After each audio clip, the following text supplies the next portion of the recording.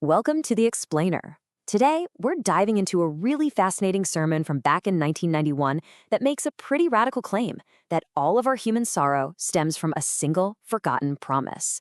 It's a unique take on life, what sin really is, and the true meaning of love. So right from the jump, the sermon kicks off with this incredibly powerful line. The speaker isn't just giving a talk. They're framing this as a gospel for humanity. This immediately tells you that the message is meant to be something huge, something deeply personal and, well, universally true. Okay, so what is this good news? Well, before we can even get to that, we have to look at the problem it claims to solve. According to the sermon, what is the fundamental issue that lies at the very heart of the human condition? And this is where things get really interesting. According to this sermon, the root of all our sorrow, of every single mistake we make, actually starts before we're even born, in a moment that every last one of us has completely forgotten. To get this, you first have to grasp this core idea of the eternal soul. The speaker sees us not as these temporary mortal beings, but as eternal travelers. This life, right now, in this body, it's just one stop on a much, much larger cosmic journey. So, what was it that we forgot? A promise. The sermon argues that before any of us came to Earth, our souls each made a sacred vow to God. We had a plan, a plan to grow, to learn, and to work together to build a perfect world. But then, the shock of being born into this physical world just wipes the slate clean. And this forgetting, this kind of spiritual amnesia, is presented as the foundational tragedy of being human. We mistake this temporary shell, our body, for our true self, which is the soul. And according to the speaker, deep, deep down, our souls are just weeping over this lost memory.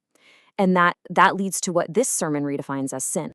So this is where the sermon really flips the script on the whole idea of sin. It's not about the usual stuff like theft or murder. The real problems, it argues, are way more subtle, more internal. They're what it calls the three unseen sins. You see, the central idea here is that a sin doesn't start with what you do.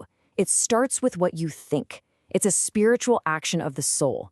And based on that idea, the speaker points to three major unseen sins that are plaguing all of humanity. And those are the sin of ignorance, the sin of no reflection, and the sin of causing degeneration. So let's break these down, starting with the one that the speaker claims is just rampant in the afterlife. Now, this is a pretty wild claim. The speaker says that after communicating with literally thousands of souls from the spirit world, a very clear pattern emerged among all the ones who were suffering in what they called hell. It was never my fault. And that is what the sermon calls the sin of no reflection, this inability to just look inward and admit you were wrong. The blame is always put somewhere else. And according to the sermon, this happens because we don't have a mirror for the soul, a standard of truth, which is God, to show us our own flaws. From this perspective, simply not knowing the truth about who you really are, that you're a spiritual being, that's not a neutral, harmless mistake. It's the sin of ignorance. And it's a huge error with major consequences. Because if you don't even know the rules of the game, you can't play it right. And you risk leading other people down the wrong path too. And that brings us to the third sin, which, it just follows logically from the last point. If you think of Earth as a school for the soul, like a gym for spiritual growth, well, then what's the absolute worst thing you could do? It's stopping someone else from learning, from growing. This could be anything from mocking people who are trying to better themselves to actively teaching ideas that lead people away from a spiritual path. Okay, so if that's the diagnosis, a forgotten promise that leads to all these unseen sins of ignorance, blame, and obstruction, then what's the cure? Well, the sermon argues it's all about love, but a totally different kind of love than we're probably used to thinking about. The argument here is that most of us have love completely upside down. We tend to think of it as something we get, a passive feeling of being loved. This sermon flips that right on its head. It defines true love as something you do. It's an active, compassionate force that's all about saving other people from their suffering. And this analogy, man, it's really at the heart of the whole message. God isn't some distant judge. He's like a parent whose kid has fallen into a pond. That parent doesn't stop to judge or ask why. They just jump in, crying, and pull their child out. In this view, God is constantly doing that, out of this desperate love for all his children, even the ones in hell. You know that feeling you get when you see someone struggling and you can't not help? The sermon says that impulse right there is the divine spark inside you. It's the universal proof that we are all connected to this divine, loving parent. So this whole idea of God and love, it isn't just a philosophy to think about.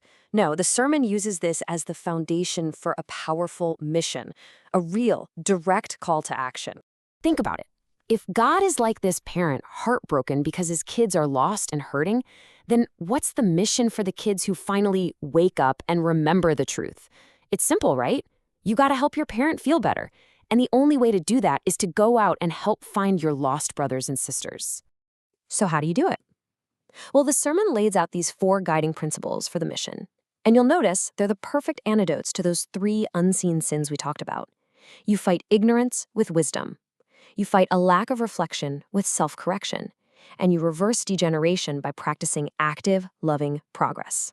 So the goal isn't to go around judging people. It's about forgiving them, understanding they have this spiritual amnesia, and just guiding them back to the light. And this is where the speaker makes this really incredible claim that they've been given the authority from God to forgive these sins and to start this whole work of universal salvation. And the sermon ends with this final charge that's, well, it's a little surprising. It's not a call to be nice or passive. It's a call to be strong, because it takes real strength, spiritual, mental, and emotional, to pull someone back from the edge of a cliff. True gentleness, in this view, is something that's born from that kind of strength. And that leaves us with this really profound final thought, that love isn't just a warm, fuzzy feeling, it's a responsibility. It really makes you ask yourself, if true love is the inability to ignore suffering, what does it say about us when we can?